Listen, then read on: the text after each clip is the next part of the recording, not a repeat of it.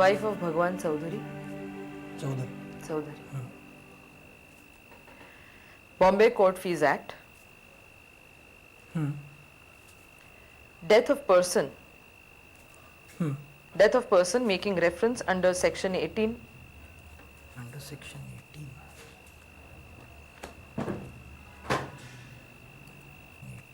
निघालीस?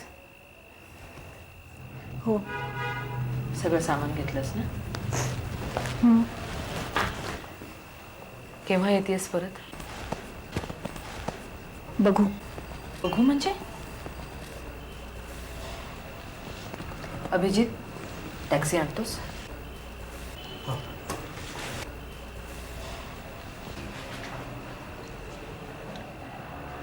तुझ्या लायब्ररीतून दुपारीच फोन आला होता. तू अचानक नोकरी सोडलीस त्याबद्दल विचारत होते. अचानक? बरोबरच आहे म्हणा. निनीकडे पोचल्यावर मला फोन केलास की परत कधी येणार आहेस, तर मी तुझ्या रजेविषयी रीतसर बोलून ठेवीन. काय म्हणते मी सुरुची? 1-2 दिवसांनी फोन केलास ना तरी चालणार आहे. हिला मला आता काही ठरवायचं नाहीये. प्लीज. तुझे घरमालक सुद्धा भेटले होते MG रोडवर. गोंधळून गेलेत. तू 2 महिन्याचं त्यांना आगाऊ भाडं देऊन ठेवलंयस. सुरुची, परत येणार आहेस ना तू?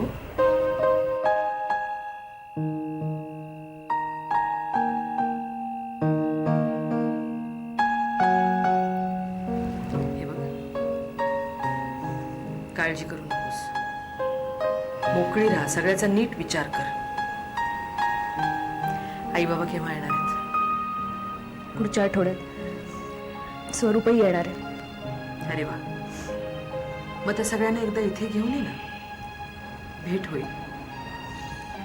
एकदा अमेरिकेला निघून गेले की मग 1-1.5 वर्ष तरी यायचे नाहीत परत. हे बघ, विचारांचा गुंता वाढवू नकोस, नाहीतर त्यातच अडकशील. शेवटी आपले प्रश्न आपल्यालाच सोडवायचे असतात. आणि आम्ही आहोत इथे. काय म्हणते मी?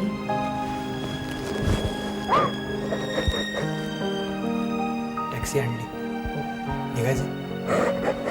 चला निघायला हवं.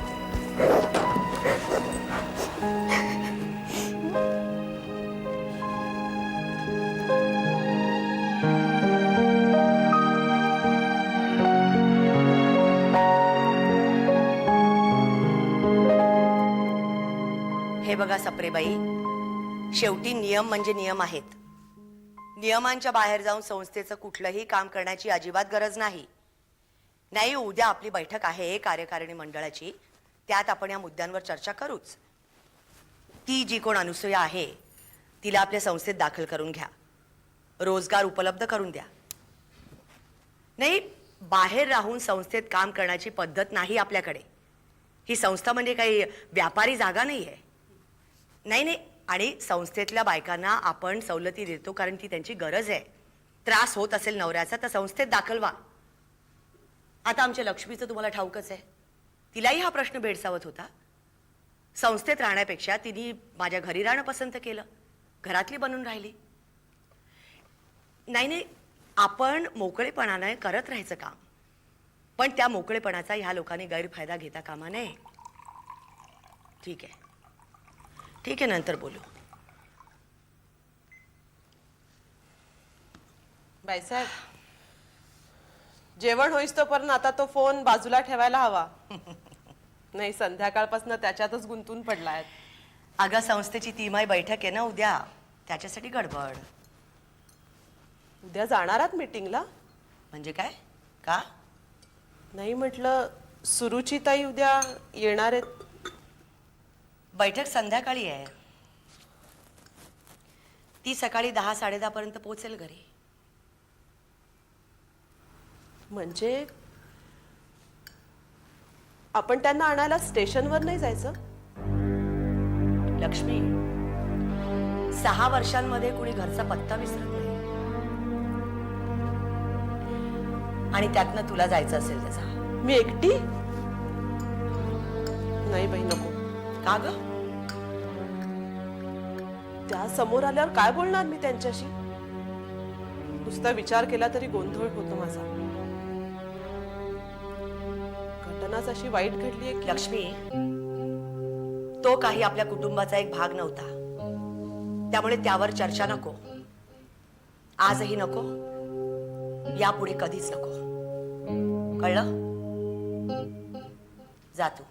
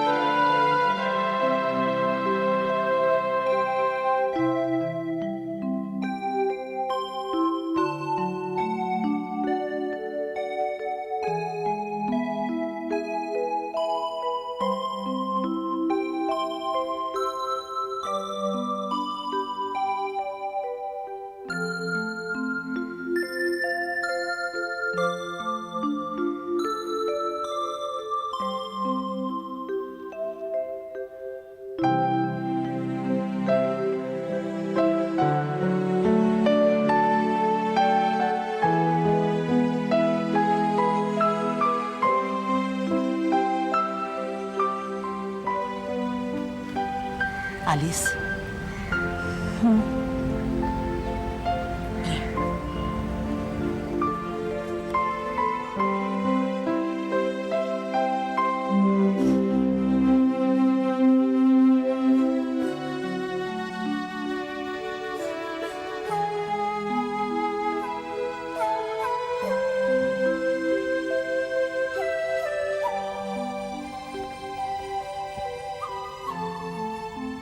आवरून झालं की बाहेर ये, मग कॉफी घेऊ एकत्र.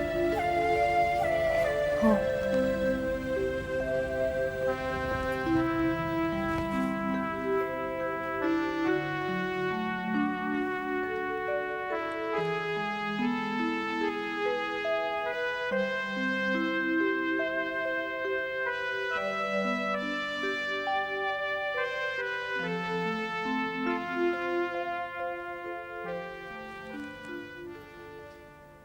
सुरुचिताई, लक्ष्मी कशी आहेस?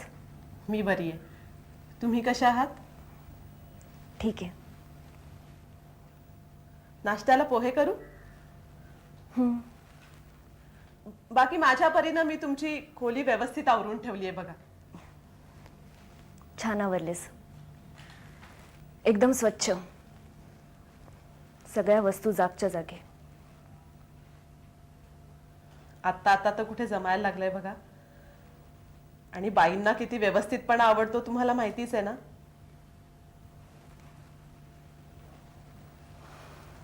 व्यवस्थित माहिती. मी नाश्त्याचं बघते.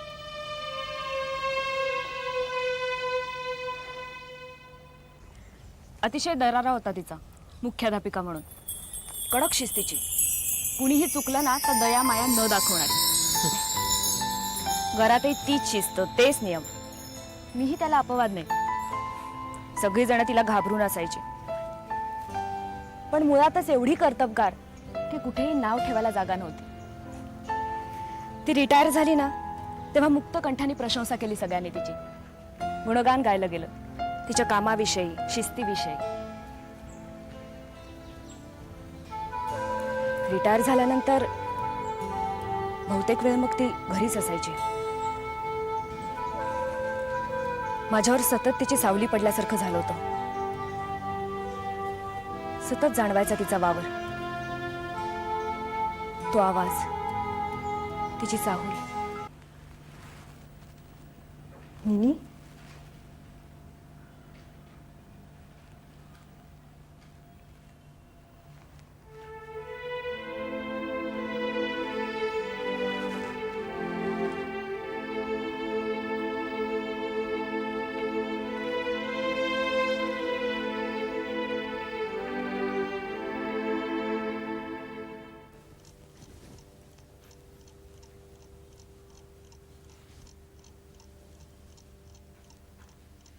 लक्ष्मी कॉफी आण.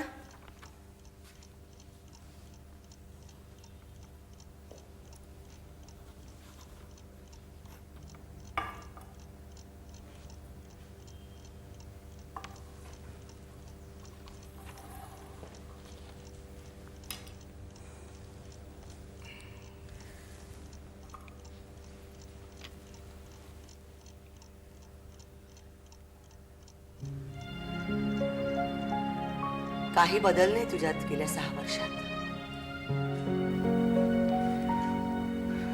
तू पण तशीच आहेस. पुढच्या आठवड्यात येत आहे ती ग.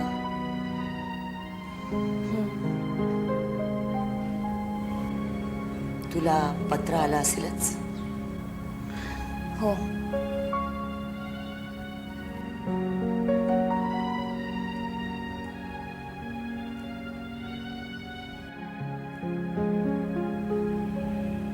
प्रवास कसा झाला? ठीक झालं, पण म्हणजे झोप नाही लागली नीट. आज दिवसभर व्यवस्थित विश्रांती घे. संस्थेची मीटिंग आहे मला संध्याकाळी, ती आटपून घरी येईन मी. मला उशीर झाला तर जेवायची वाट बघू नकोस. वेळेत जेवून घे. मी लक्ष्मीला तसं सांगितलंय. निनी, काय ग? काय झालं?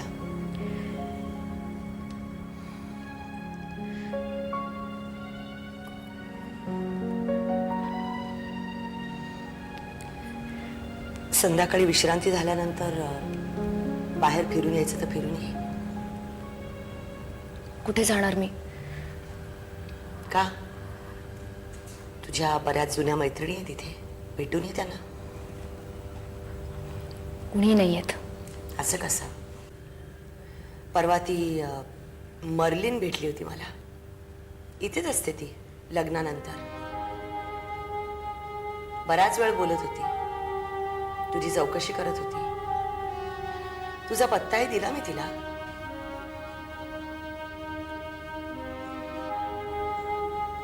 तुझ्या त्या लायब्ररीचा. मर्लिन, नॉनव्हेज खाण्याची सवय तिच्यापासूनच लागली ना तुला? नाही निनी, अगं पूर्वी सुद्धा अगदी अशीच नाही म्हणायचीस. बरी होती ती, पण तिच्या 2 सवय मला आवडायच्या नाहीत. एक म्हणजे नॉनव्हेज खाण्याची, आणि दुसरी, तुम्ही दोघी चर्चमध्ये जाऊन बसायचा. असं. तिचा फोन नंबर मी डायरीत लिहून ठेवलाय. फोन कर तिला. करीन, पण आज नाही.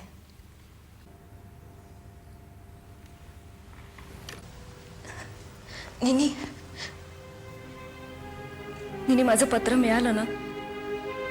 त्याशिवाय थोडंच कळलं तू येणार आहेस म्हणून. वाचलंस सगळं? हो, वाचलं. श्रीरंगाच्या अपघाताचं ना? तेच ना? कसं झालं? गाडीचं. स्वतःची गाडी? नाही, पण तो चालवत होता. चांगली चालवायचा गाडी. मग कसा? दारू वगैरे का ड्रग्ज? निनी, अपघात होता तो. त्याची काहीही चूक नसताना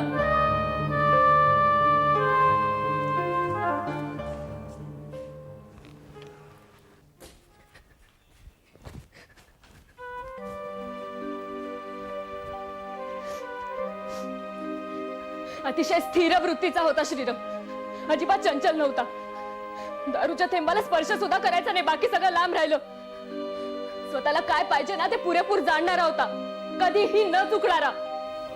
अपघात म्हणजे सुद्धा एक चूकच असते सुरुची, आणि चुकीला कारण असू शकतं. समर्थन असेल कदाचित, पण कारण निश्चित असतं. काहीही कारण नव्हतं. असं तुला वाटतंय ग? तुला नाही कळणार इतक्यात. असं काही नाहीये निनी. हा विषय परत नको सुरुची. आवाज चढवलेला मला आवडत नाही, माहितीये तुला. तुला माझी सहानुभूती जरूर आहे, पण ती तेवढीच. तुझं त्याच्याशी लग्न झालेलं नव्हतं. तुझं पत्र मिळालं, वाचलं. तू येतेस हे कळलं. 6 वर्षाने तुला माझ्याकडे परत काय यावंसं वाटतं त्याचं कारण हे कळलं. समजूनही घेतलं. या घराचे दरवाजे तुला कधीच बंद नव्हते सुरुची. असतील तरी कसे. वर्षभराची होतीस तू, जेव्हा तुझी आई वडिलांच्या पाठोपाठ अमेरिकेला निघून गेली. मीच म्हंटल तिला, जायचं असेल तर एकटीनं फरफटत जा, मुलीचे हाल करू नकोस. तुला मी वाढवलं, मोठं केलं, आणि मग एके दिवशी तू सुद्धा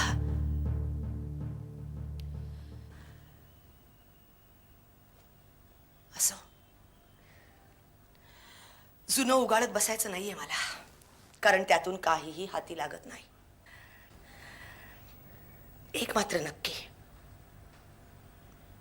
आता तू परत आलीयस तर गेल्या 6 वर्षाचा काळ मी पुसून टाकलाय. तो पुसल्याखेरीज तुझ्या माझ्या नात्याला पुन्हा सुरुवात करता येणार नाही. तू ही लक्षात ठेव सुरुची.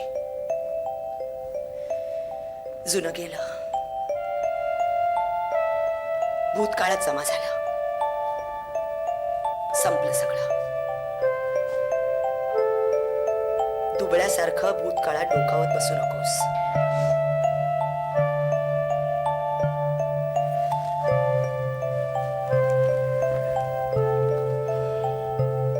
सगळं काही ठीक होईल.